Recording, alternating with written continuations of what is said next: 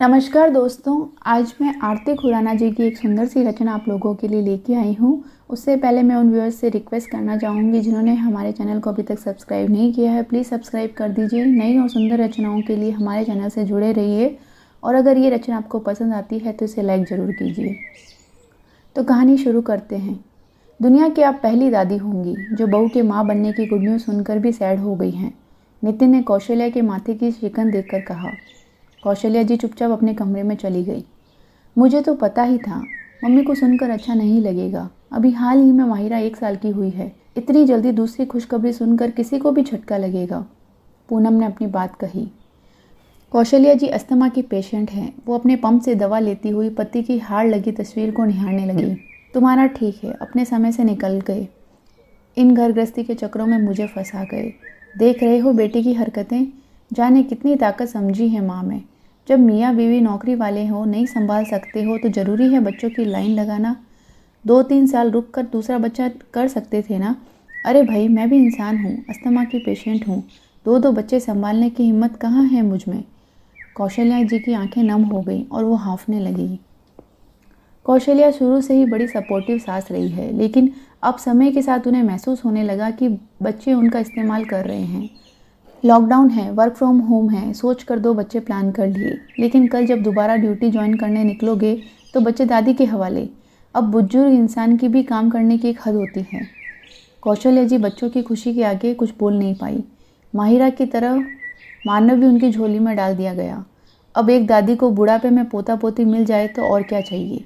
लेकिन ये बातें बोलने में ही अच्छी लगती है। प्रैक्टिकली 2 दूध पीते बच्चों की जिम्मेदारी एक उम्र दराज इंसान को सौंपना निहायत ही गलत है। आज माहिरा और मानव दोनों बच्चे कौशल्या जी के भरोसे छोड़कर नितिन और पूनम अपनी ड्यूटी करने चल दिए। यूँ तो सभी काम के लिए मेड आती थी, पर क्या बच्चे संभालने किसी बड़ी ड्यूटी से कम है। कौशल्या जी की सत्संग मंडली वृंदावन जा रही थी। उनका मन बहुत भटक रहा था। वो कृष्ण की बड़ी भक्त थी, लेकिन बहू बेटी की नौकरी, फिर पोता पोती की जिम्मेदारी, उनकी हिम्मत ही नहीं हो रही थी। कौशल्या जी, अब गृहस्थी की जिम्मेदारी बहू बेटे पर डाली। हम बुजुर्गों ने सारी जवानी तो इन बच्चों के नाम कर दी, अब बुढ़ापा तो ईश्वर के नाम पर रहे। पड़ोसन बालकनी से आवाज़ लगाकर पूछ रही थी। जी, बाकी बिहारी जी की जैसी मर्जी, उनकी मर्जी के बिना तो पत्ता भी नहीं हिलता। जब मेरे नाम की चिट्ठी निकलेगी तब मेरे दर्शनों की अभिलाषा पूरी होगी, कौशल्या जी ने भारी मन से कहा। कौशल्या जी बालकनी से कपड़े लेकर कमरे में चली आई। पूनम हफ्ते में 2 दिन ही ऑफिस जाती थी, बाकी दिन बच्चे छोटे होने की वजह से वर्क फ्रॉम होम कर लेती थी। इतने में लैंडलाइन बजा। बाहर हॉल से कौशल्या जी ने उठाया और अंदर कमरे से उनकी बहू ने। वो हेलो बोलती इससे पहले ही पूनम चिल्ला दी। सुनो, कितनी बार कहा है मेरे फ़ोन पर कॉल किया करो, बच्चे सो रहे हैं, अभी रिंग से उठ जाते। चेक करो मैडम, पहले मोबाइल पर ही किया था, तुम वाइब्रेशन पर रखती हो तभी लैंडलाइन पर कर रहा हूँ। जब मैंने आपको जवाब दे दिया कि अभी बच्चे छोटे हैं, इनको अकेले छोड़कर घूमने निकलना नहीं हो पाएगा। मम्मी जी संभाल लेती हैं, पर हमें ये नहीं भूलना चाहिए कि इनकी भी उम्र हो रही है। बाहर दूसरे फ़ोन से सुन रही कौशल्या जी को सुकून मिल रहा था कि चलो बेटा तो नहीं, लेकिन बहू तो उनकी तकलीफ़ समझ रही है। अरे यार, 2 साल से घर में बंद थे, बड़ी मुश्किल से गोवा का ट्रिप बना है, 4-5 दिन की बात है, मम्मी सब संभाल लेगी। मेड को एक्स्ट्रा पैसे दे देंगे और बोल देंगे कि घर के बाकी कामों के साथ बच्चों को भी देख ले, मम्मी को मदद मिल जाएगी। थोड़े टाइम बाद बच्चे बड़े हो जाएंगे, मम्मी का शरीर भी जवाब दे देगा। उससे पहले जो समय मिलता है उसको एंजॉय कर लेते हैं, फिर तो फंसते चले जाएंगे। कौशल्या जी की आंखें नम हो गई। उनको अनायास ही याद आ गया। कितना बोला था नितिन को अम्मा के पास छोड़ दो, लेकिन तुम्हें तो साथ ही लाना था। पहले इसके दूध के लिए भटक रहे थे, अब वो हजम नहीं हुआ तो दवा के लिए भटक रहे हैं। जयशंकर जी अपनी पत्नी पर चिल्लाए। कौशल्या जी ने नितिन को सीने से लगा लिया। हमारे बच्चे हमारी जिम्मेदारी है, इसे दांत आ रहे हैं, ऐसे में बच्चों को लूज मोशन होते हैं। पहली बात तो अम्मा मना कर देती, दूसरा क्या हमें दिखाई नहीं देता कि ये बुजुर्ग इंसान कितना कर पाएगा। कोई मदद कर रहा है तो इसका मतलब ये नहीं कि उसका नाजायज़ फ़ायदा उठाएं। कौशल्या जी वैष्णो देवी की यात्रा बेटे के खराब स्वास्थ्य की वजह से अच्छे से नहीं कर पाई थी। आज वही बेटा उनकी शराफत का नाजायज़ फ़ायदा उठा रहा है। नितिन पूनम को गोवा चलने के लिए मनाता रहा। कौशल्या जी ने धीरे से फ़ोन रख दिया। कमरे में आंसू न बहाकर उन्होंने बैग बना लिया। कमरे में जाकर आंसू न बहाकर उन्होंने बैग बना लिया। अपनी पड़ोसन को फ़ोन करके बताया, बाके बिहारी जी का बुलावा आ गया है, मैं तुम लोगों के साथ वृंदावन चल रही हूँ।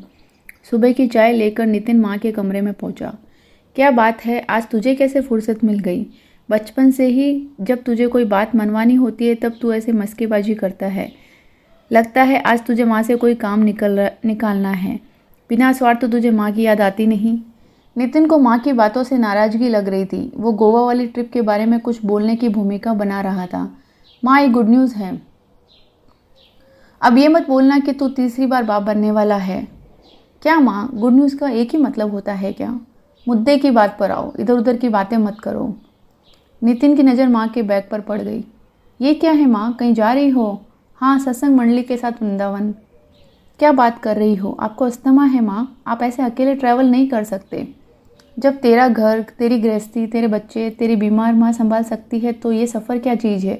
तू इतनी परवाह न दिखाया कर, क्योंकि तू हमेशा से सिर्फ अपने बारे में ही सोचता आया है।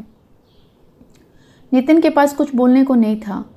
कौशल्या जी ने अपना नहा धोकर पूजा पाठ किया, रास्ते के लिए नाश्ता बांध लिया और पोते पोती को प्यार किया, बहू बेटे को आशीर्वाद दिया और बाकी बिहारी जी के दर्शनों के लिए निकल गई। यार, तुम मुझे हिंट नहीं देती तो मुझे कभी समझ में नहीं आता कि माँ के मन में मेरे प्रति कितनी नाराज़गी है। नितिन माँ के व्यवहार से व्यथित हो गया। मैं भी अब सिर्फ बहू या पत्नी नहीं हूँ, एक माँ भी हूँ। इसीलिए माँ के हृदय को समझ पाई हूँ कि कैसे वो अपनी ख्वाहिशों को बच्चों की ज़रूरतों के आगे दबा देती है। अब उनके शरीर से नहीं निकल रहा, लेकिन उनकी ममता उन पर हावी हो जाती है। पोते पोतियों की जिम्मेदारी से वो चिड़चिड़ी हो जाती थी, लेकिन फिर मन को समझा लेती थी कि मेरा ही खून है, किसी पर एहसान थोड़ी है। ऐसे में उनका ये सोचना स्वाभाविक है कि उनकी बेटा बहू बहुत प्रैक्टिकल हो रहे हैं और वो अंदर कलसती रही, पर कभी अपनी इच्छा नहीं बोल पाई। इसीलिए मैंने आपसे गोवा की ट्रिप का झूठा प्लान बनाने को कहा। लेकिन इसके बाद भी माँ मुझसे नाराज़ होकर ही गई है। वो मुझे स्वार्थी ही समझती है। दुखी मत होइए पतिदेव, जब मम्मी वृंदावन पहुंचेगी उनका मेरे ऑफिस के गेस्ट हाउस से ऑफिस से बुकिंग के लिए कॉल आएगी, तब वो समझ जाएगी ये सब उनके बच्चों ने ही उनके लिए किया है। क्या बात है पूनम देवी, आपको तो पॉलिटिक्स में होना चाहिए। घर बैठकर काम करने से मुझे समझ आया कि एक हाउसवाइफ की लाइफ भी किसी चुनौती से कम नहीं होती। वह बहू हो सकती है, माँ हो सकती है और पत्नी कोई भी हो सकती है, लेकिन परिवार की नींव होती है, उसके बिना हम कुछ नहीं। तो उसको समय समय पर सम्मान देना, उसकी ख्वाहिशों का ध्यान रखना हमारा परम कर्तव्य होना चाहिए। कौशल्या जी गेस्ट हाउस पहुंचकर बहुत खुश थी। जब आपके बच्चे आपके बारे में सोचें तो एक अलग ही खुशी होती है। हेलो मम्मी, आप अच्छे से पहुंच गए ना? हाँ, मैं ठीक हूँ बहू, बच्चे कैसे हैं? सब ठीक है मम्मी, आप अब भगवान में मन लगाओ, यहाँ के मुँह से निकलो। मैं तो यहाँ मन लगा लूँगी, तुम नितिन को मेरे कमरे में सुला देना बच्चों के साथ, पता चले कि मेरे आने पर कहे मम्मी गुड न्यूज़ है। क्या मम्मी, आप भी? पूनम शर्मा गई। कौशल्या ने फ़ोन रख दिया। भगवान के द्वार आने के साथ मन में एक अलग ही संतुष्टि थी। धन्यवाद दोस्तों। जब बच्चे बूढ़े माँ बाप का ख्याल रखते हैं तो उनके मन में किसी तीर्थ स्थान के दर्शनों से भी ज़्यादा खुशी मिलती है। आपको भी ऐसा ही लगता है? अपने विचार मुझे कमेंट बॉक्स में ज़रूर बताइए। और मैं धन्यवाद करना चाहूँगी आरती खुराना जी का, जिन्होंने बहुत ही सुंदर रचना लिखी। मिलते हैं हम किसी नई रचना के साथ। अब तक अपना ख्याल रखिए। Take care, bye.